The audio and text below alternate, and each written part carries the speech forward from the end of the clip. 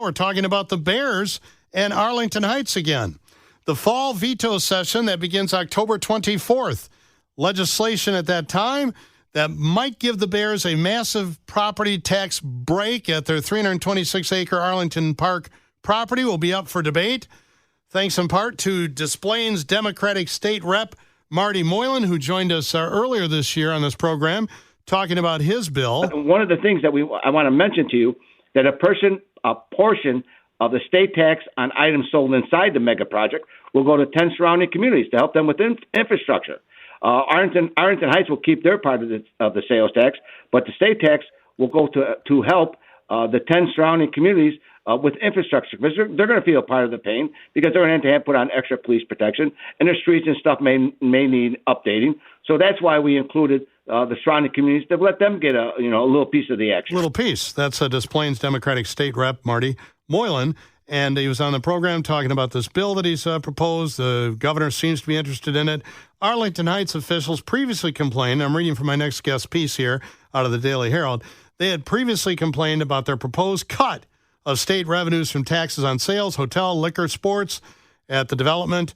Under that legislation, they would get to 30%. Arlington Heights, Rolling Meadows, Palatine 14%, Cook County, Buffalo Grove, Elk Grove Village, Mount Prospect, Prospect Heights, Schaumburg, Wheeling, each get 6%. So that's the backstory. Now let's welcome Christopher Placek back to WDLS from the Daily Herald.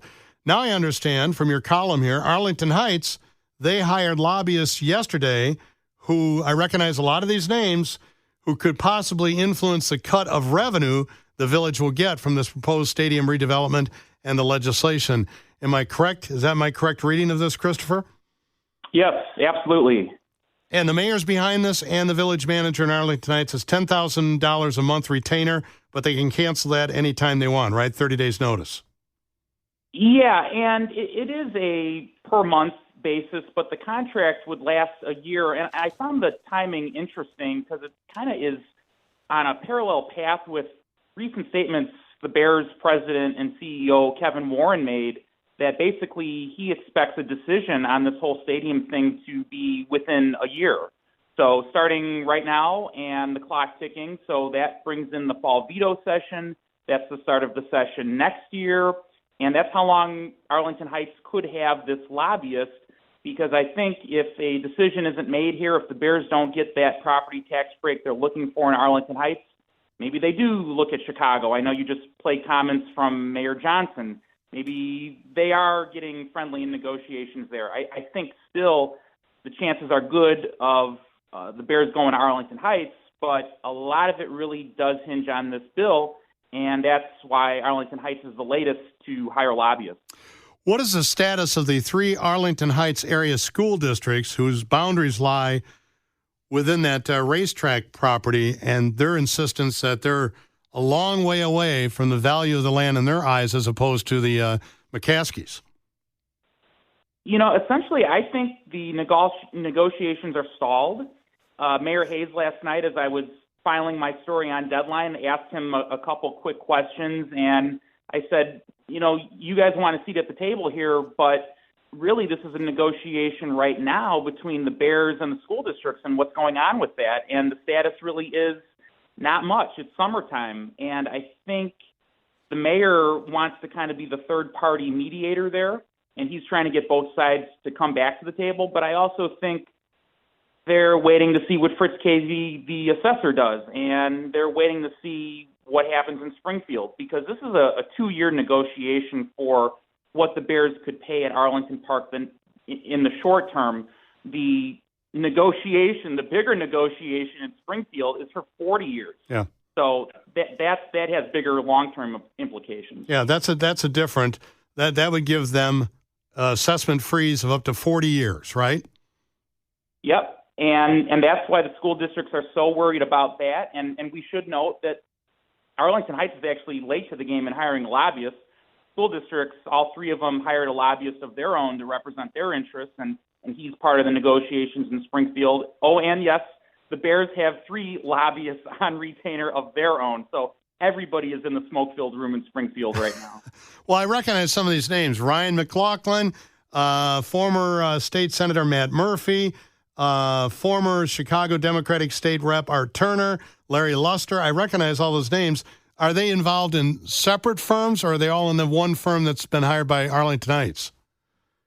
So the first firm is Ryan McLaughlin's group, and a consultant to that group is Matt Murphy, the former politician from Palatine. And there's half of the fee, though, is going to be funneled to the other firm led by Art Turner, the former state rep. And I thought it was interesting, the village manager's comments last night that, hey, we're trying to make friends. We want to be friends with everybody. And the strategy, because the mayor and village manager and village attorney were on the committee to determine, hey, which lobbyists are we going to go with? It's an interesting strategy because you have suburban Republicans, you have city Democrats, and they the other firm led by Art Turner, they brand themselves as the only black-owned lobbying firm in the state, and really Arlington Heights and the Bears are going to need buy-in from the Black Caucus to get any kind of deal done. You have to have the likes of Cam Buckner, for instance,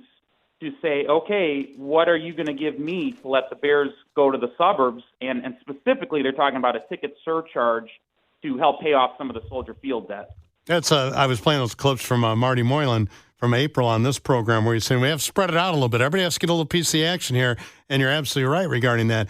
And Marty, it should be mentioned that he's a former mayor of Des Plaines, and he was the one that worked with Churchill Downs to get the Rivers Casino put in Des Plaines, correct?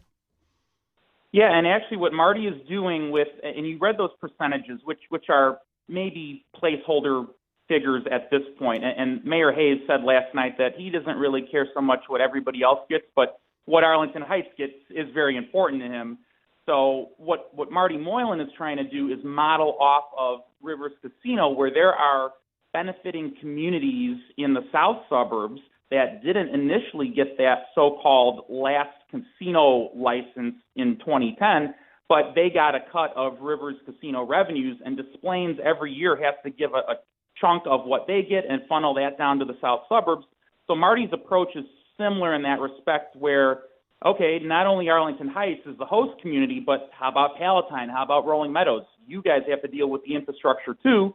So it's modeled off of the Rivers Casino bill from like more than 10 years ago. And then Marty still has that $3 ticket surcharge that goes directly back to the city or the Chicago Park District to make that contract for Soldier Field whole. Right, and I think that's part of the buy-in from folks like Cam Buckner who said, hey, wait a minute, why are the Bears leaving the city? And Soldier Field is his district, so that's why I mentioned him. But there also might be some other things that are suggested about, hey, what else about this debt, which is they owe more, not the Bears, but through the Illinois Finance Facilities Authority and the bonds, and it's grown to more right now what is owed than when it started in 2000. When do you expect this story to advance again? I think this is a good indication. As Tom Hayes said last night, this is a crucial time. Summer is ending here. Maybe there have been a couple negotiations here and there, but it's really going to ramp up as we get into fall here. So they go back to session late October, and that goes through, I think, the first or second week of November. I don't know that an official deal is going to be done. I think it might, probably likely it goes into 2024. And so it is a crucial time, and yet I also anticipate that this is probably going to go into the new year. And meanwhile, though, we shoot photos every week out there at the racetrack. That grandstand is almost completely demolished by now. So they are clearing that land, and it'll be ready to develop with something. Will it be a Bear Stadium is yet to remain to be seen. Christopher Placek, thank you very much for jumping on. We appreciate it. We'll read more at the Daily Herald. Thank you, John. Take care.